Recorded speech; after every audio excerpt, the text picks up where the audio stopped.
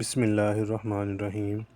लाखों करोड़ों दुरूद सलाम नबी व आखिरुज़्ज़मा हज़रत मोहम्मद मुस्तफ़ा सल्लल्लाहु ताला अलैहि वसल्लम पर और उनकी आल पर। अच्छा बच्चों, आज एक्सरसाइज 3.3 का जो है ना क्वेश्चन नंबर 5 है, जिसमें वो कहता है कि अगर यानी कि if a is equal to 5, 6, 7 -2 हो और b की वैल्यू जो है वो हमारे पास हो -5, -6, -7 और 2। तो वो कहता है जी आपने ये साबित करना है कि जो a है वो कॉलम b का यानी कि a मैट्रिक्स b का और b मैट्रिक्स a का जमाई मकूस है, यानी कि एडिटिव इन्वर्स है। अब एडिटिव इन्वर्स क्या होता है? एडिटिव इन्वर्स होता है अगर कोई वैल्यू, लेट्स सपोज मैंने प्लस का 5 लिया है तो इसका एडिटिव इन्वर्स होगा माइनस का 5। तो इसकी समेशन हमेशा जो होती है ना वो ज़ीरो के बराबर होती है। आप -5 ले लें, उसका एडिटिव इन्वर्स +5 आ जाएगा तो वो भी क्या हो जाएगा? ज़ीरो। इसको प्रॉपर्टी के अंदर, ये जो प्रॉपर्टी है इसको बोला जाता है एडिटिव इन्वर्स प्रॉपर्टी। अगर विद रिस्पेक्ट टू एडिशन आ जाए, यानी कि अगर जैसे ये प्लस हो रहा है या ये माइनस हो रहा है तो विद रिस्पेक्ट टू एडिशन आ जाएगा, बट अगर मल्टीप्लिकेशन में आ जाए तब वो विद रिस्पेक्ट टू मल्टीप्लिकेशन आती है। इसको लिखते ऐसे हैं a प्लस यहाँ पे माइनस का a, ये बराबर होता है ज़ीरो के। ठीक है, मतलब ये जब प्लस माइनस होगा तो माइनस हो के इसको भी क्या कर देगा? ज़ीरो। इसको बोलते हैं एडिटिव इन्वर्स। तो लिहाजा क्वेश्चन के ऊपर आएँ तो वो कहता है a बराबर 5, 6, 7 -2 है और b बराबर मेरे पास -5, -6, -7। अब देखें पैटर्न देखें, 5 प्लस का है तो उधर माइनस का है, इधर 6 प्लस का है तो उधर माइनस का है, मतलब उसी के उलट वैल्यूज़ लिखी हुई हैं। 7 प्लस का है तो माइनस का है, इधर माइनस का 2 है तो उधर प्लस का 2 है। तो ये जो एडिटिव इन्वर्स यानी कि जमाई मकूस की जो शर्त होती है ना, वो ये दोनों शराइत होती हैं। दोनों शराइत का पूरा होना ज़रूरी होता है। मतलब या तो a जमा b बराबर ज़ीरो आ जाए या फिर b जमा a बराबर ज़ीरो के आ जाए। तो हम क्या करेंगे, a जमा b कर देते हैं। तो a मेरे पास है 5, 6, 7 -2 जमा b मेरे पास है -5, -6, -7 और प्लस का 2। तो देखें 5 जमा -5, 6 जमा माइनस का 6, 7 जमा -7 और -2 जमा 2। तो ये 5 से 5 कट गया, 6 से 6 कट गया, ये ज़ीरो आ गया। मतलब ये है कि a मैट्रिक्स b का और मैट्रिक्स b जो है वो a का जमाई मकूस यानी कि एडिटिव इन्वर्स है।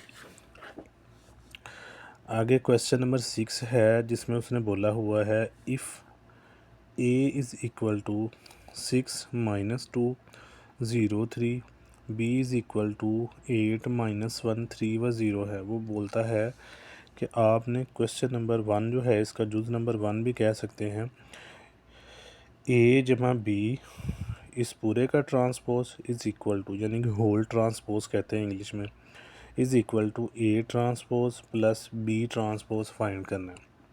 हमने वेरीफाई करना है कि लेफ़्ट हैंड साइड बराबर है राइट हैंड साइड के या नहीं।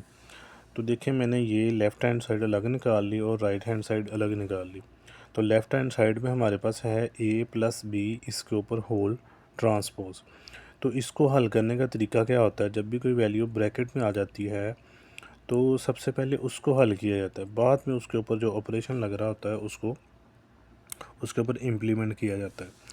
तो देखिए मैं पहले सिंपल a जमा b निकालूंगा। मैंने लिख दिया a जमा b। a मेरे पास है 6 -2 0 व 3 और b मेरे पास है 8 -1 3 0। दोनों आपस में क्या हो रहे हैं? जमा। तो पहली वैल्यू के साथ जमा कर गई, दूसरी वैल्यू के साथ और तीसरी के साथ, चौथी के साथ।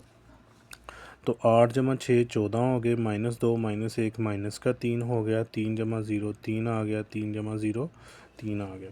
अब वो कहता है जी ये जो आपने आंसर निकाला है ये वाला, इसका ट्रांसपोज लें। तो मैंने प्रीवियस वीडियो में भी बताया था कि जो ट्रांसपोज होता है उसमें जो रोज़ होती हैं ना, ये वाली रोज़ होती हैं और ये इस तरह अगर नीचे को आए तो ये कॉलम होते हैं। तो जो रो होती है उसको कॉलम में कन्वर्ट कर दिया जाता है और जो कॉलम होता है उसको रो में कन्वर्ट कर दिया जाता है। तो यहाँ पे देखें मैंने 14 लिया और ये पूरी इस तरह रो जा रही थी, तो ये -3 मैंने नीचे लिख दिया।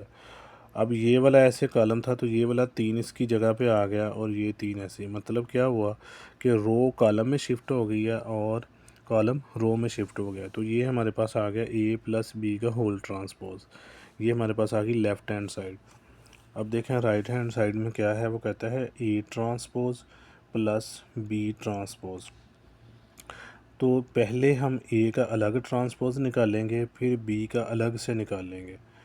तो A ट्रांसपोज देखें कैसे निकलेगा। मैंने लिख दिया A ट्रांसपोज। अब देखें A हमारे पास क्या है, 6 - 2 0 3।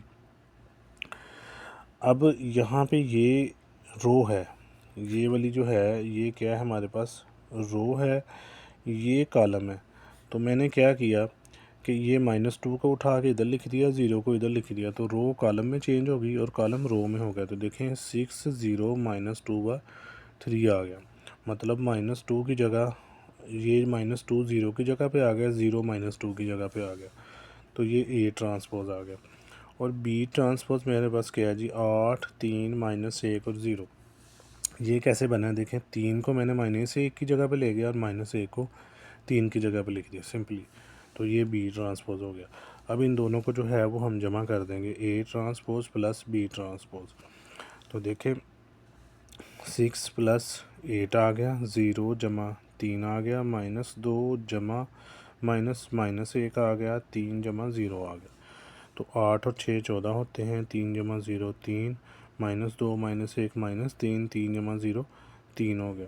तो देखें लेफ़्ट हैंड साइड हमारे पास बराबर आ गई है किसके, राइट हैंड साइड के। इसका जो जूज़ नंबर 2 है, इसके अंदर वो बोलता है, वो कहता है जी A - B का होल ट्रांसपोज निकालें, फिर A ट्रांसपोज -B ट्रांसपोज करके देखें कि ये दोनों साइडें बराबर आती हैं या नहीं आती। तो सेम जैसे पीछे किया मैंने, A - B होल ट्रांसपोज अलग ले लिया और ये दोनों अलग ले लिए। अब सबसे पहले मैं फाइंड करूँगा A - B। तो A मेरे पास है 6 - 2 0/3, वो पीछे दिया हुआ, यहाँ पे लिखना भूल गया था मैं, माइनस। B मेरे पास है 8 -1 3 और 0, ये सेम वही वैल्यू जो पीछे वाले क्वेश्चन में की है। तो अब देखें पहले मैं मालूम करूँगा A - B। तो 6 - 8 यानी कि पहली से दूसरी से, -2 माइनस माइनस +1 हो गया, 0 -3 आ गया, 3 - 0 आ गया।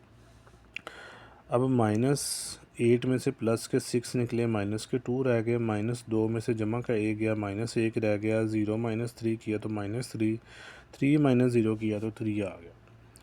अब हमने करना क्या है कि इसका ट्रांसपोज लेना है A - B का। तो इसका जब ट्रांसपोज लेंगे, ये -3 इधर चला जाएगा, -1 इधर आ जाएगा, मतलब इनको शफल कर देना है। इस तरह रो कॉलम बन जाएगी, कॉलम रो बन जाएगा। तो ये देखें -1 ये -2 के नीचे आ गया, ये वाला -3 इधर ऊपर पहुंच गया। आगे देखें जी राइट हैंड साइड है, इसमें अलग अलग लेना है, A ट्रांसपोज -B ट्रांसपोज। अब देखें A हमारे पास था ना 6 - 2 0/3, वो पीछे भी ट्रांसपोज लिया हुआ, वही ट्रांसपोज है। तो मैंने क्या किया, -2 को 0 के साथ शफल कर दिया, रिप्लेस कर दी इनकी जगह आपस में एक दूसरे के साथ। तो 0 जो है वो -2 की जगह पे चला गया, ये देखें, और -2 0 की जगह पे आ गया, ये A ट्रांसपोज आ गया। सेम इसी तरह मैंने 3 को -1 की जगह पे, -1 को 3 की जगह पे लिख दिया। ये देखें 3 -1 की जगह पे आ गया, जहाँ पे -1 था, तो यहाँ पे ये 3 आ गया, और -1 3 की जगह पे आ गया, ये देखें। तो अब सिंपली जो है इनको आपस में माइनस कर देते हैं। ये A ट्रांसपोज था, ये B ट्रांसपोज था। तो देखें 6 - 8 आ गया, 0 -3 आ गया, -2 जमा 1 आ गया, 0 -0 आ गया। तो इसको अगर हल करें, -8 में से जमा 6 जाए, -2 -3 में से 0 गए तो कोई फ़र्क नहीं पड़ा, -3 रहा, -2 जमा 1 करें तो -1 है, और 0 में से 0 निकला तो 0 है। तो देखें लेफ़्ट हैंड साइड बराबर किसके आ गई, राइट हैंड साइड के। वीडियो आपको अच्छी लगी तो इसको लाइक शेयर और सब्सक्राइब लाजमी कीजिएगा। अल्लाह हाफिज़।